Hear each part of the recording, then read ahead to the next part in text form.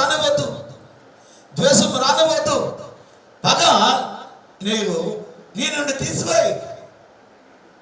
సొంత సహోదరుడే, ఇద్దరు వెళ్ళారు దేవుడిని ఆరాధించడానికి, ఇద్దరు వెళ్ళారు దేవుడిని ఆరాధించడానికి, ఇద్దరు బలి అర్పించారు. కానీ కయీను అర్పణ దేవుడు అంగీకరించలేదు, హేబేలు అర్పణ దేవుడు అంగీకరించాడు. ఈరోజు నీ జీవితాన్ని నువ్వు అర్పించుకోవాలి. దేవుడు ఇంకా తీర్పు తీర్చలేదు కదా. రోమీయులకు రాసిన పత్రిక 12:19 ఉన్న మాటలు చదువుదాం. రోమీయులకు రాసిన పత్రిక, ప్రియులారా మీకు మీరే పగ తీర్చుకొనక దేవుని ఉగ్రతకు చోటు ఇవ్వండి. చాలు, నువ్వు మొరపెడతా ఉంది, నువ్వు మొరపెట్టు. దేవా, నా జీవితం ఇలాగైంది, నన్ను ఇలాగ మోసం చేశాను, నేను నష్టపోయాను, నన్ను ఇలా చేశారు అని నువ్వు మొరపెడితే దేవాది దేవుడు అంటున్నాడు, నాకు చోటు ఇవ్వండి, ఉగ్రతకి చోటు ఇవ్వండి, తీర్పు చోటు ఇవ్వండి. నేనే తీర్పు తీరుస్తాను. తీర్పుకి నీవు చోటు ఇవ్వాలి. నీకు నువ్వే తీర్పు తీర్చడానికి ముందుకు వెళ్ళొద్దు. వాడు నాశనం అయిపోవునుగాక, వాడు ఇలాగే ఇవ్వనుగాక. నువ్వెందుకండి తీర్పు తీరుస్తావు?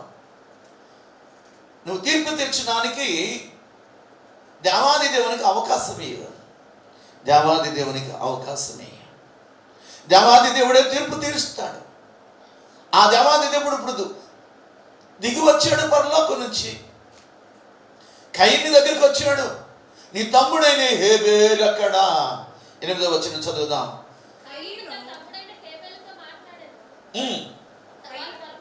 చదువు చదువు చదువు.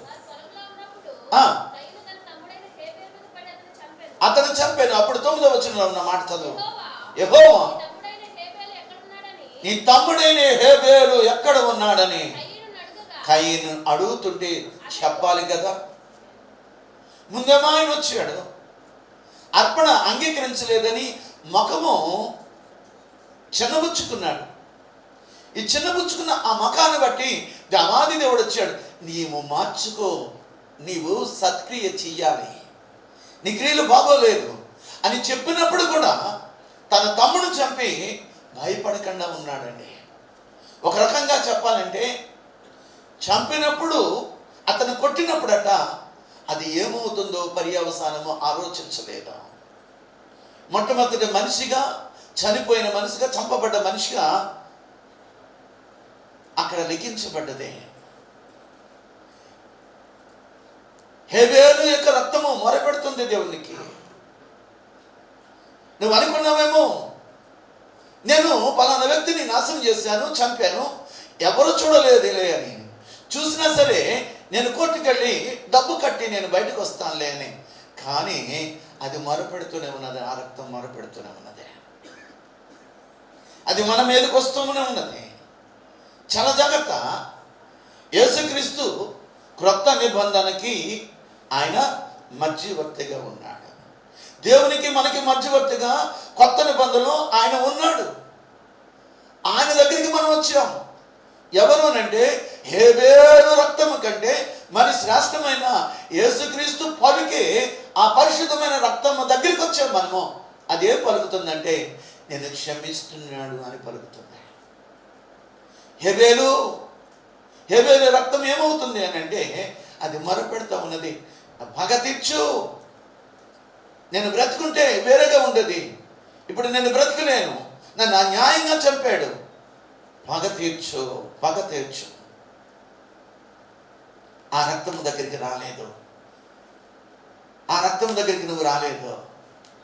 యేసుక్రీస్తు యొక్క శ్రేష్టమైన ప్రోక్షణ రక్తం దగ్గరికి మనం వచ్చాం. మన పాపాలను క్షమించి యేసుక్రీస్తు దగ్గరికి వచ్చాం మనం. ఆయన మనకు శిక్ష వేయకుండా ఎంత గొప్ప దేవుడు అంటే, కయీను దేనికోసం భయపడుతున్నాడు అని అంటే యేసుక్రీస్తు యొక్క శిక్ష కోసం భయపడుతున్నాడు, కానీ చేసిన పాపం కోసం ఆయన అంటే లేకపోతే పశ్చాత్తాపడలేదు. తమ్ముడిని చంపేనన్నా పశ్చాత్తాపం లేదు. పైగా దేవాది దేవుడు అడుగుతున్నాడు, మీ తమ్ముడని హేబేలు అక్కడంటే నువ్వు నాకు కాపలాగా పెట్టావా వాడిని అంటున్నాడు. కానీ నేను చంపాను అన్న భయము ఆయనకి లేకుండా పోయింది. ఏదైనా సరే చిన్నది చేస్తే దేవునికి వ్యతిరేకంగా మనుషులకు వ్యతిరేకంగా ఏమన్నా చేస్తే మనకు భయం ఉండాలి. మొట్టమొదటిగా దేవుని దగ్గరికి వెళ్ళి క్షమాపణ కోరుకోవాలి. ఆయన శిక్ష భరించలేనంత. చదవండి 13వ వచనము 4:13.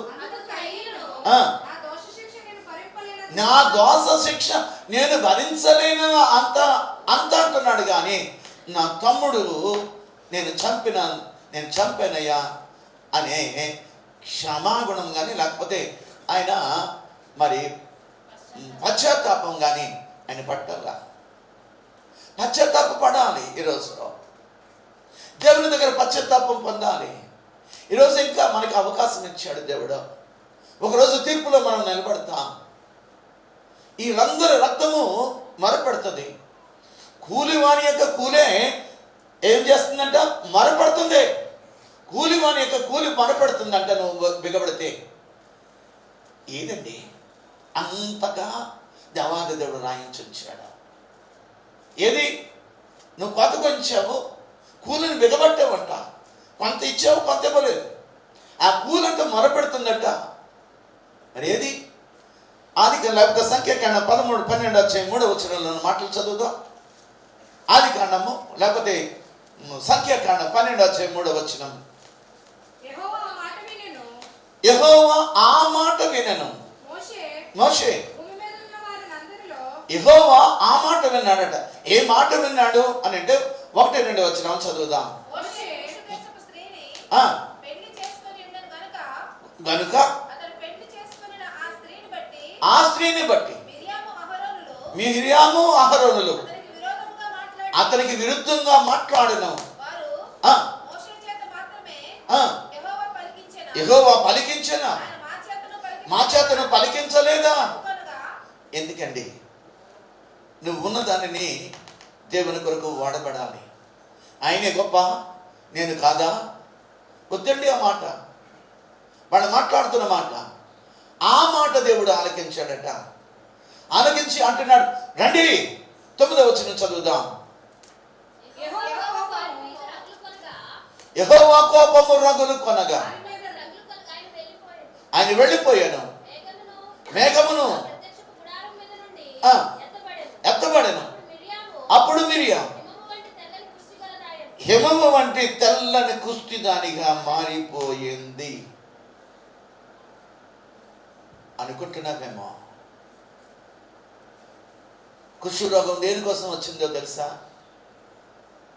కాని మాట పలికినందుకు. జాగ్రత్త. ప్రతిదీ మొరపెడుతుంది. యోబు ఇందాక అంటున్నాడు, ఇదిగో భూమి నా రక్తాన్ని కప్పొద్దు, అది ఇంకా మొరపెట్టనే, అది ఇంకా మొరపెట్టనే. కూలి వాళ్ళ కూలి మొరపెడుతుంది. నువ్వు చేసిన అతిక్రమాల నిమిత్తము ఒకరి మీద కాని మాట అన్నందుకు దేవాది దేవుడు ఆ మాట విన్నాడంట. దేవాది దేవుడు ఆ మాట విన్నాడు. కయీను తన తమ్ముని చంపి ఏమీ ఎరగనట్టుగా ఉంటే ఆయన అంటున్నాడు, ఈ తమ్ముడేని హేబేలు ఎక్కడ? నాకేమి తెలియదే. ఆయన రక్తం మొరపెడుతుంది. ఆ రక్తం మొరపెడుతుంది. ఈరోజు చాలా మందికి తెలియటం లేదు. నీవు నేను చాలా ఈజీగా తీసుకుంటున్నాం. చదవండి సంఖ్యాకాండం 11:1 చదవండి. జనుల ఆయాసము గురించి సడుగుచుండగా. నువ్వు సడిగితే ఎవరికి వినబడుతుంది? నాకు వినిపించకపోవచ్చు. కుటుంబాల్లో సనుగుడెక్కువైపోయింది. భార్యాభర్తల మధ్యలో సనుగుడెక్కువైపోయింది. ఈ సనుగుడు నీ భర్తకి తెలియకపోవచ్చు, నీ భార్యకి తెలియకపోవచ్చు, కానీ దేవునికి తెలుసు. నువ్వు సనుగుతున్నది దేవుడు ఆలకించాడు అని ఉన్నదే. ఈ సనుగుడు ఆలకించాడట. నువ్వు కాని మాట అన్నందుకు దేవుడు ఆలకించాడట. చదువుదాం. ఆదికాండం 29:33.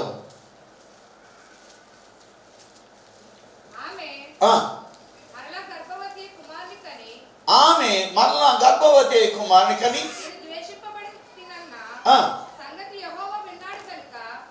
నేను ద్వేషింపబడినన్న సంగతి ఎవరు విన్నారు? లేయా మాట్లాడుతుంది.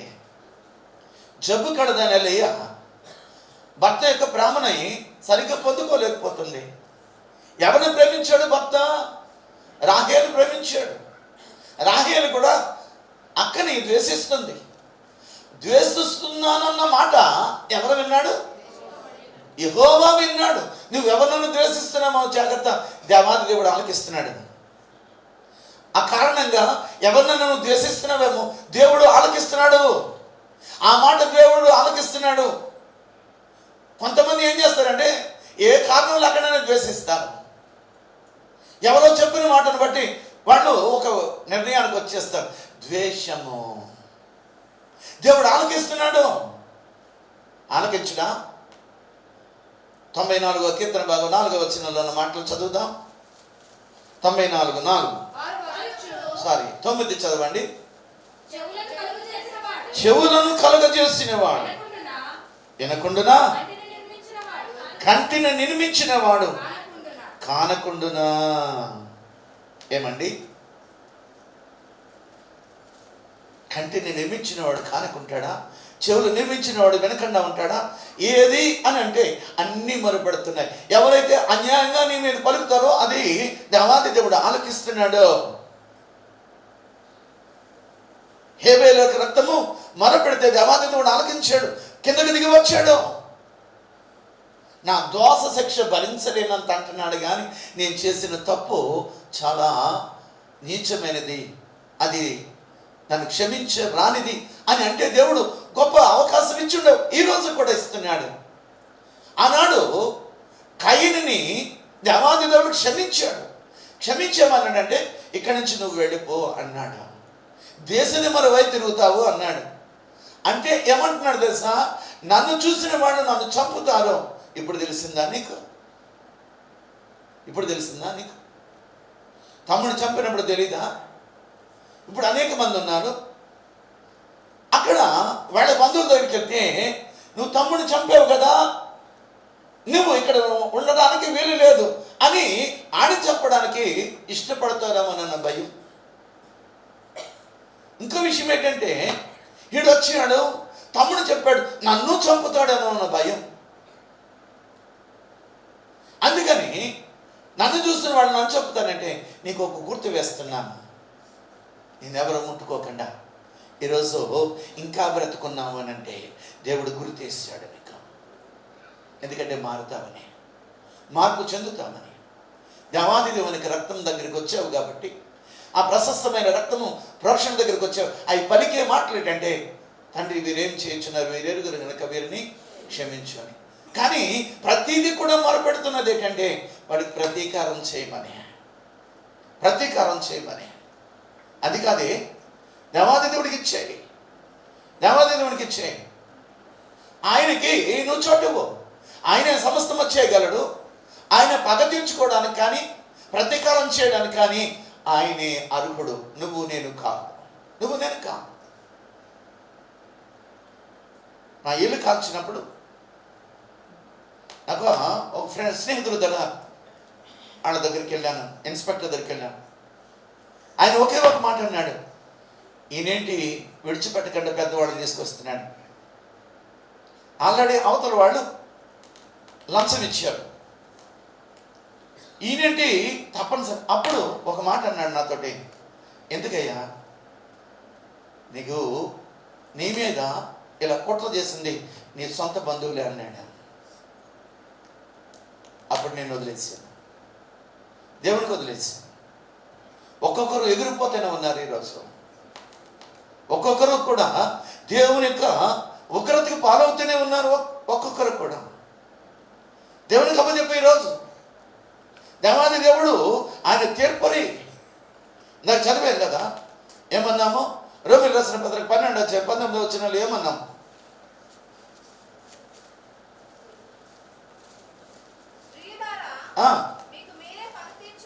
మీకు మీరే పగ తీర్చుకొనక దేవుని ఉగ్రతకు చోటివ్వడు.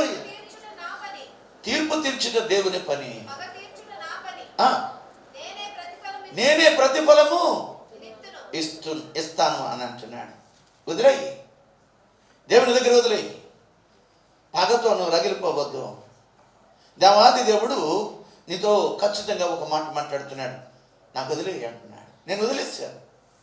ఎప్పుడైతే ఆయన అలాగన్నాడో నాకు చాలా బాధ అనిపించింది. అందరూ నా బంధువులే, అందరూ నా రక్త సంబంధులే, అందరూ జైలుకి వెళ్ళేవాళ్ళే. నేను వదిలేసాను దేవుని దగ్గర. నువ్వు వదిలే. ఇంకో మాట చెప్తున్నాను, నువ్వు ఎక్కడికి వచ్చావంటే నూతన నిబంధన మధ్యవర్తి అని యేసు దగ్గరికి. అందులోనూ హేబేలు కంటే శ్రేష్టమైన యేసుక్రీస్తు యొక్క రక్తము పలికి ఆ రక్తము దగ్గరికి వచ్చావు. శ్రేష్టమైనది అది. నువ్వు చాలా జాగ్రత్త. దేవుడు నిన్ను క్షమించాడు, మనం క్షమించాలి. ఆయనే సమస్తం చేయగలడు. అందుకోసమని హేబేలు ఎందుకు చనిపోయాడు అని అంటే, ఎందుకు చంపబడ్డాడు అని అంటే, అవతల వాని క్రియలు చెడ్డవి, ఈయన క్రియలు మంచివి. అందుకోసమని ఆయన చంపబడ్డాడు. ప్రియమైన తెలుసమ్మా, ఎందుకు చంపబడ్డాడు అని అంటే సాతానుకి అవకాశం ఇచ్చాడు. నువ్వు ఈరోజు చాలా జాగ్రత్తగా ఆలోచన చేయి. నీ మాట దేవునికి ఇష్టమైన మాటగా ఉండాలి. నీ క్రియలు దేవునికి ఇష్టమైనగా ఉండాలి. నిన్ను అంగీకరించాలి. నీ యొక్క అర్పణ కూడా దేవుడు అంగీకరించాలి. నేను ఏదో అర్పించానంటే కాదు, కయ్యనులాగా కాదు, హేబేలులాగా నువ్వు అర్పించాలి. మనం చేసేది దేవుని కొరకని నువ్వు విశ్వాసంతో అర్పించాలి. ఆయన యొక్క విశ్వాసాన్ని బట్టి శ్రేష్టమైన బలిని అర్పించాడంట. విశ్వాసమును బట్టి శ్రేష్టమైన బలి అర్పిస్తే దేవుడు ఆ అర్పణ అంగీకరించాడు, ఆ బలిని అంగీకరించాడు. నువ్వు నేను కూడా ఎక్కడున్నాము అంటే దేవుని యొక్క రక్తం క్రిందనున్నాం. అక్కడ మాట చాలా జాగ్రత్తగా చదివితే మరొకసారి చదువుదాం. హెబ్రీయులకు రాసిన పత్రిక 12:24 క్రొత్త నిబంధనకు మధ్యవర్తి అయిన యేసునొద్దకును హేబేలు కంటే మరి శ్రేష్టముగా పలికే రోక్షణ రక్తమునకును, ఆ రక్తం దగ్గరికి నువ్వు వచ్చావు. ఈ రెండు రక్తాల యొక్క విలువ ఏంటో నువ్వు గమనించినప్పుడు దేవాది దేవుని రక్తం దగ్గర నీకు క్షమాపణ ఉన్నది. మరి ఏ రక్తం కూడా క్షమాపణ కోరటం లేదండి. ఏమండి? ప్రకటన గ్రంథంలో 6:10 అంటున్నాడు, ఇదిగో నాదా సత్య స్వరూపి పరిశుద్ధుడా, ఎందాక తీర్పు తీర్చకయుందువు మా రక్తము నిమిత్తము భూనివాసులకు ప్రతిదండన చేయకుండా ఉంటావు అని బిగ్గరగా కేకలేస్తున్నాడు. మా రక్తము నిమిత్తము. అదే దేవాది దేవుడు కానీ ఆ రోజు సిలువలో అలా పలుకుంటే మనం నశించిపోయింది అవ్వడం. ఇంకా దేవాది దేవుడు కయ్యను ఎలాగైతే క్షమించాడు, ఎవరు చంపకుండా, ఈరోజు మనం చనిపోయే వాళ్ళంగా ఉన్నాం. మనం చేసిన క్రియలను బట్టి మనము మృతముగా ఉన్నాం. ఆయన దేవుని కృప ఏంటంటే ఆయనను మనము బ్రతికించబడ్డాం. ఇంకా దేవుని కోసం బ్రతకాలి. ఇంకా పగను కోరుకోవద్దు. కక్షలు కార్పణ్యాలతో నువ్వు జీవించొద్దు. నువ్వు కాని మాట అనొద్దు. దేవాది దేవుడు అది వింటాడు. ఏమండి? నువ్వు సనగొద్దు. దేవాది దేవుడికి అది వినిపిస్తుంది. నువ్వేదో చేసేస్తున్నాను అనుకుంటే కూలి వాని యొక్క కూలి బిగబడితే ఆ కూలి మొరపెడుతుంది. జాగ్రత్త. ఎవరో ఏదో చెప్పాల్సిన అవసరం లేదు దేవునికి. భూమిలో ఉన్న అరపెడుతుంది, రక్తం మొరపెడుతుంది. దేవుడు దిగొచ్చాడు. ఈరోజు దేవునికి రక్తం క్రిందకి మనం వచ్చాం కాబట్టి శ్రేష్టంగా పలికి యేసుక్రీస్తు యొక్క ప్రోక్షణ రక్తం కింద మనం ఉన్నాం కాబట్టి ఇంకా క్షమించబడ్డాం. మనం జాగ్రత్తగా మాట్లాడదాం, నిలబడదాం. త్వరగా అందరు కూడా 2 చేతుల పైకి ఎత్తండి.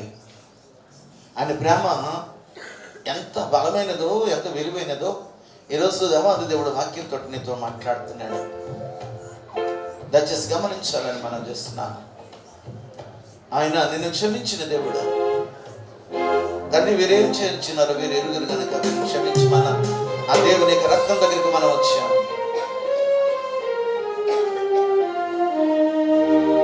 అడుగు. ఎప్పుడైనా సనిగేవేమో, దేవునికి వ్యతిరేకంగా మాట్లాడేవేమో,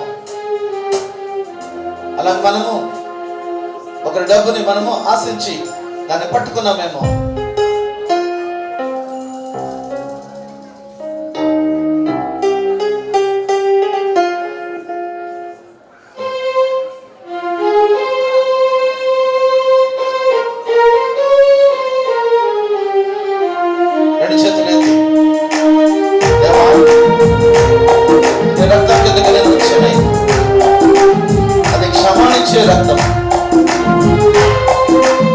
రక్తం లాంటిది కాదు.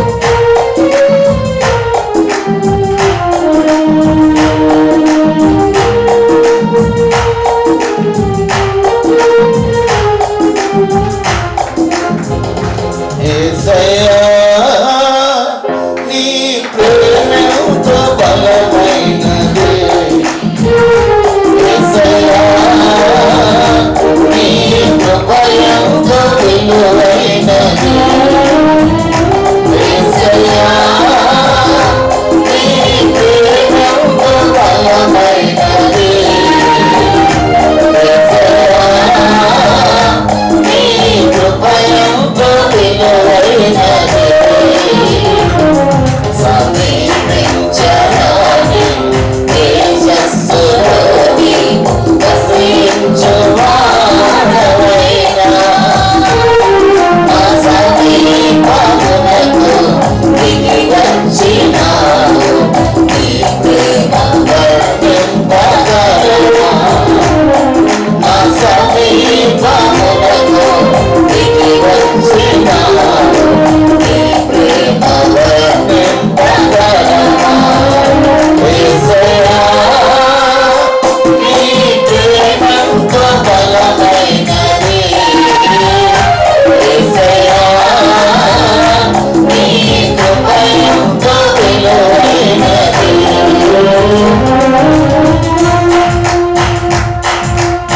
మన జీవితాలు చాలా జాగ్రత్తగా జరుపుకోవాలి. మనం పలికే ప్రతి మాట దేవాది దేవుడు ఆలకిస్తున్నాడు.